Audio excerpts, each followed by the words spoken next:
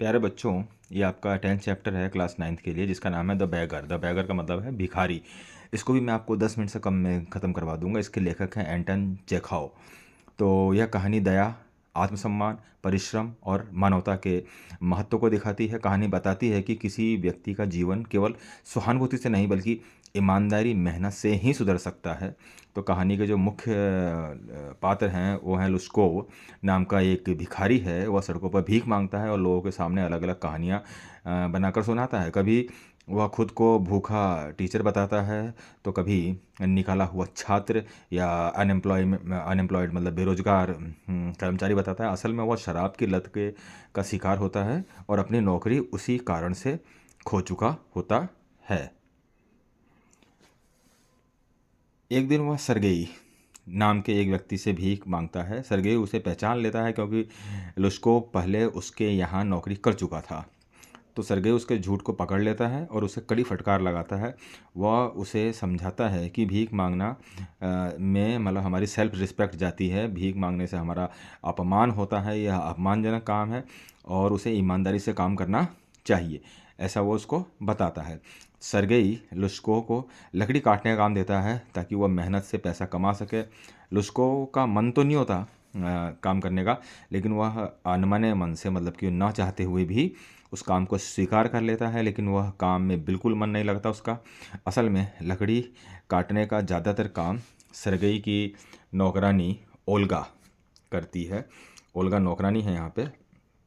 Olga लुस्को से सहानुभूति रखती है, उसके लिए काम करती है और उसे हौसला देती है।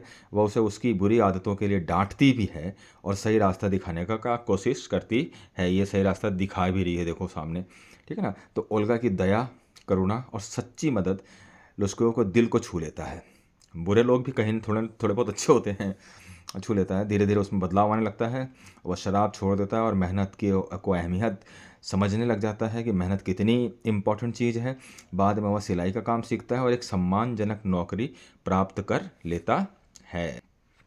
कई साल बाद उसको सरगई से दोबारा मिलता है और बताता है कि उसका जीवन बदल चुका है। वह स्वीकार करता है कि असली बदलाव सरगई की सख्ती से नहीं बल्कि ओल्गा की दयालुता और उसके मानवीय व्यवहार के कारण आया है। तो ये आप देख रहे हैं, जब वो बदल चुका था उसके बाद का ये समय है। तो ये कहानी हमें क्या बताती है?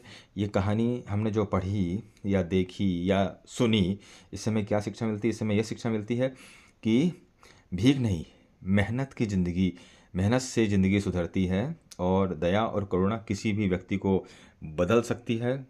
हर इंसान को सम्मानपूर्वक जीने का अधिकार है और सच्ची मदद वही है जो इंसान को आत्मनिर्भर बनाए। आत्मनिर्भर का मतलब, मदद का मतलब ये नहीं है कि हम किसी को कुछ पैसे दे दें या किसी को कुछ खाने की चीज़ दे दें, बल्कि हमें उसको वह चीज़ कमाने सिखाना चाहिए। तभी वह जाकर के जिस दिन वह खुद कमाने लग जाएगा, उस दिन वह खुद आत्मनिर्भर बन जाएगा। तो आत्मनिर्भर बनाना बहुत ज़्यादा इम्पोर्टेंट चीज़ है। यहाँ पे हमारे पास कुछ मीनिंग्स दिए हुए हैं ग्लोसरी के अंदर, इसको आप लोग ध्यान से एक बार पढ़ लेना, ठीक है ना। और चैप्टर तो इजी था, अच्छा भी था, समझ में भी आ गया होगा। आप लोग इसको सुने और समझें।